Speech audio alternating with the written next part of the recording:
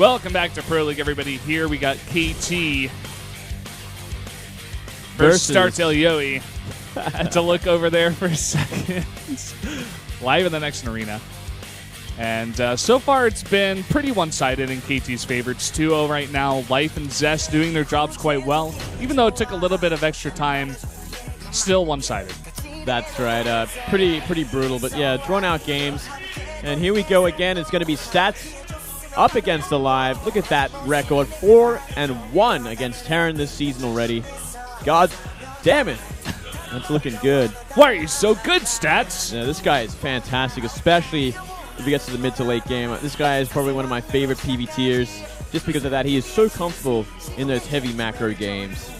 Yeah, heavily favoring this guy in this matchup. He's going to be going up against his opponent on StarTale-yoe of the name of aLive. He's going to be dead soon, Valdez, unless he can do something special this game. He's alive for now. He's alive for now. King Sejong Station will be the map, by the way. Yeah.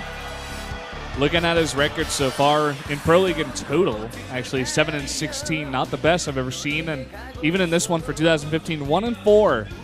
aLive struggling to get back into shape, I guess, here and roll with the big boys. And today is just another one of these tests that I feel like he's going to have a very hard time with, you know what I mean? Yeah, I know exactly what you mean, Valdez. Yeah, he's definitely one of those players that's still trying to find his place here, get the momentum behind him, and start getting some wins under his belt. Yep. By the way, everybody, StarTale still needs a sponsor. Still says it on their jersey. They might actually have a sponsor and they're just greedy. Could be it. They want more sponsors. They want more sponsors. Let's jump into Game 3 here, guys. Stats versus aLive on King Sejong Station.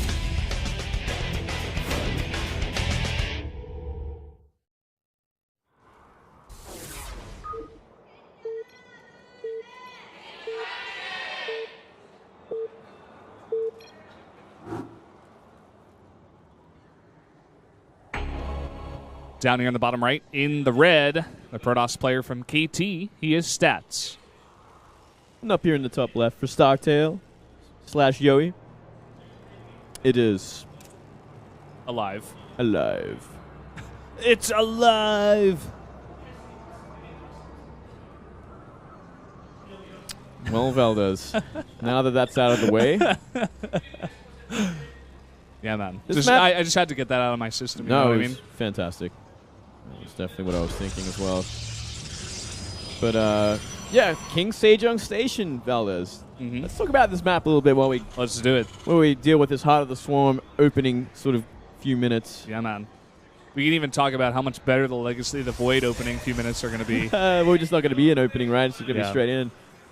But, yeah, this map, pretty good for Terran these days. We've been seeing a lot more Terran success in this map because of the bio mine sort of constant dropping and whatnot.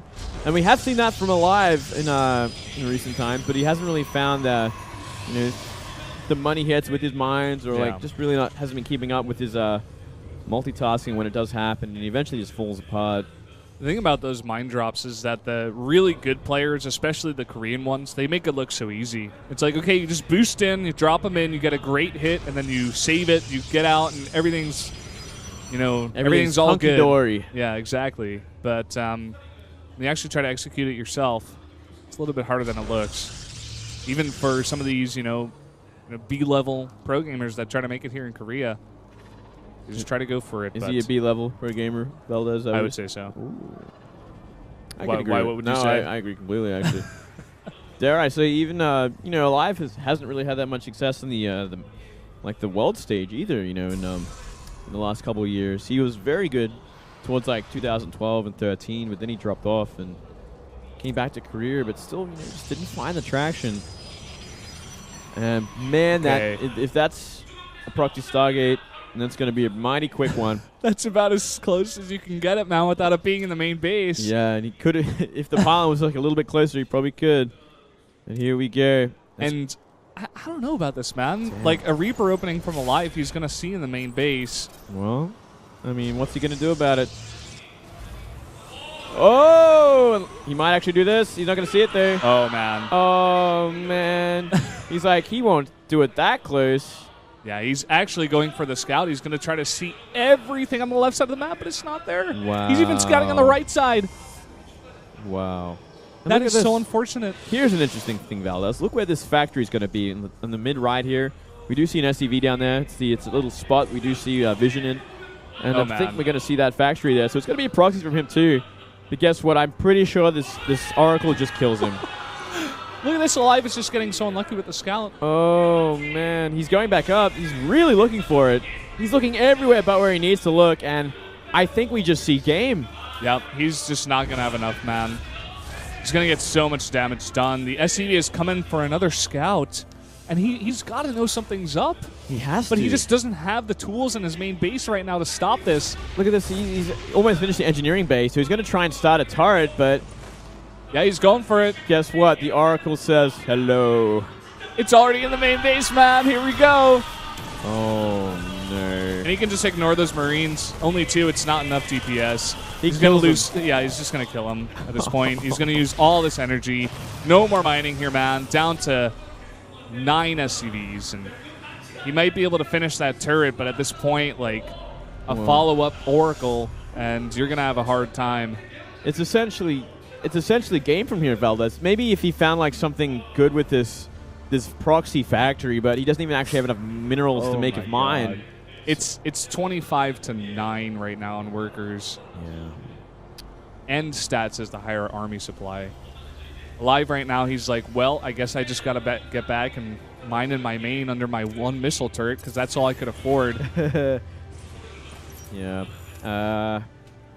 Well, you know, he's still going to continue with this proxy. He's making a mine, and he's making his starport now, so he will eventually go for that Widow Mine drop into the main base that he so desired to go all along.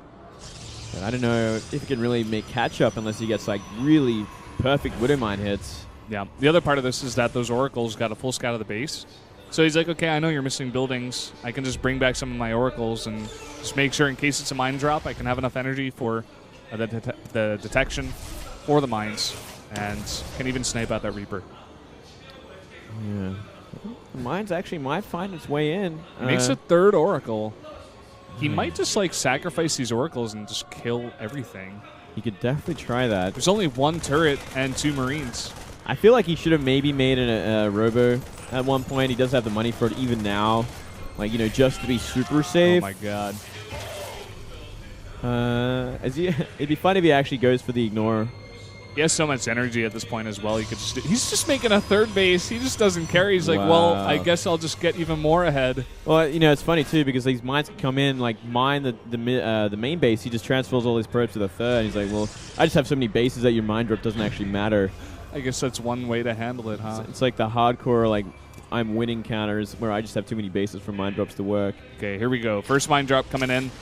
Does he notice? Doesn't notice. No, he doesn't notice. We see some targeting here. Really nice targets from aLive. Gets 11 kills. All right. That's something, man, but I don't know if it's going to be enough. Well, it's definitely a step in the right direction, but still, like, 20 supply lead for stats despite losing 11 probes that second to go. Mine coming in, but mine doesn't. It's not ready. Doesn't reset just yet. Ooh, he's gonna have to get back really quick for it. There we go. Yeah, he gets it. 5 more probes went down. Looks like that was in the main base. Yeah, looks like it. Well, you could just follow it, I guess. I guess he could. Make sure they can never drop out the Widow Mines. Until the Phoenix comes and then. Yeah, exactly. Oh, now it gets a little awkward. Gonna have to drop them. Ooh. He should take the hit on the Phoenix. Or just pick it up, I guess. That's so cute. Oh, he doesn't finish it. Get that Widow Mine. There we go. But in the main, here comes another Widow Mine drop. Uh-oh. He doesn't have enough for a lift. He gets 3 probes, or 6 probes. That was a double mine. I actually dropped 2. I missed that second one. Yeah, me too. Wow. So he did find some damage despite all this crazy stuff that's been going on. And this is such a strange game, man. I feel like it's going to be another drawn-out one, but we will see Stats eventually win. Just because Stats went for that 3rd base instead of just going for a robo and making things simple for everyone. Yeah. He's just so far ahead at this point in the economy. It's 41-22. aLive does have that 2nd orbital, but even that's not enough. He's up against a 3-base Protoss. This air armies alone is going to be enough to deal with these Marines, by the way. Yep, he's just focusing him down. He's even lifting. Oh, here we go, actually. Lost a couple of oracles there, surprisingly. Good targeting by aLive, I guess. Yeah. Looks like we may just have a follow-up of Blink. It's pretty good on this map. We do have the plus. No? Maybe not. He goes for the armor. Okay. No Blink just yet either, and he should be putting it in. Queuing that up. He's going to go for charge, actually.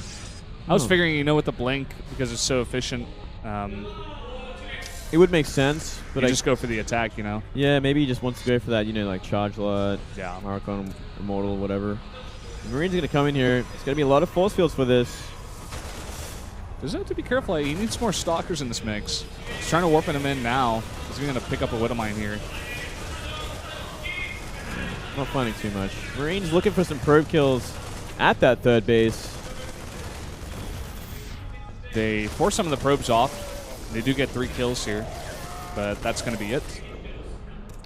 And the supplied sort of advantage widens even further. Almost 30 at this point. Yep. And there's that Templar Archive, so it will be, it looks like Zealot Archon to try and close things out. I like it. I mean, it's like, it's just a kind of composition where you can throw down a bunch of gates on 3 base, and if it's not a huge bio ball, kind of like what aLive doesn't have, you can definitely easily just overrun it with just a ton of units, because right now he's got 3 fully saturated bases. He doesn't need to really take up more past this. He's even going to go for Storm. I'm not even sure if that's necessary. Like, looking at the amount of units that aLive has right now, it's 2 Marauders and 9 Marines. Yeah, it's really just nothing. He could simply just warp in and walk across the map and kill him at this point. That's how far behind he is, actually. He's just being safe. I like it, No reason to overstep your boundaries and just try to do something crazy. Yeah, well, it's not often you get to save a victory like this, right? Like, you're this far ahead that that's basically no way you can lose this game, so you might as well enjoy it. Go for that really quick third base that no one usually ever does. Another Widowmine drop, gonna find some big hits. He doesn't even care, man. He's not even pulling the probes. He's like, well, whatever. I've still got 61. He's gonna have Storm for this little bio army. This is pretty interesting, man. Storm finishes up, and aLive has to run right now. He has to like make bunkers or something. He's gonna get Ghost out. That'd be helpful for this kind of composition. Well, definitely kind of needed, actually. When Storm is out like this, you need some Ghost action. But he's miles away from that happening. Charge Rod is done. There's a nice Storm. Deals with the Widowmine. Yeah, and he's got more where that's from, man. He's got 4 of these High Templars. Some decent kiting here from aLive. He's just kind of holding on, like the first 2 games as well, man. He's just like trying to hold on as best as he can. 50 supply lead, nearly 60 actually. I think it's really just about putting that pylon down in a good place, warping in, ending the game. There is no bunkers, no Widowmines at home, barely any defense. Yeah, he's even transitioning right now into double Robo Colossi. Kind of does have to be careful. Like, you can't just be throwing away units. Definitely wasteful. Yeah. Ooh. Some more Orphans here from the right side. That pylon pretty close at this point. Some force fields coming down at the same time. That third base for aLive still not landed, and the supply gap is widening even farther right now, going up to 55. Another drop coming over here just to save the Widowmines from the Phoenixes. And look at that warp in. Oh my god. Still 1,100 minerals. So is it going to be a lot more Zealots on the way before he tries to close this one out? But man, there's a lot of Archons. +2 armor about to finish. And looks like the first Ghosts are going to be on the map, which he's so desperately needed. But I just don't think he has enough army for it to even matter at this point. Big drop going to the third base. But that gives him absolutely no defense here. It actually gives him nothing back at home. Yeah, he actually literally has nothing. He's got like 2 Ghosts and maybe like 6 Marines. He's relying on that drop to win him the game right now. And he's going to be up against a lot of Zealots and some Storms. He's not going to find anything with that drop. GG. GG. The pain is ended for aLive. Yeah, that's kind of the game I was expecting. I didn't really expect it to go that long, but Stats pummels that guy. Crazy little proxy Stargate that just barely does not get scouted, and we have that 3-0 out of KT here. Yeah. Quick 1-2-3. I wouldn't say quick 1-2-3, but I'd definitely say a 1-2-3. Well, they kind of... he did a little pose there, kind of look fancy for the crowd. But yeah, drawn out games, but very one-sided nonetheless. Just, taking their time with these kills, playing with their food, perhaps. Yeah, kind of like that. I like that, actually. I mean, that's very well put. Thank you. I thought so myself.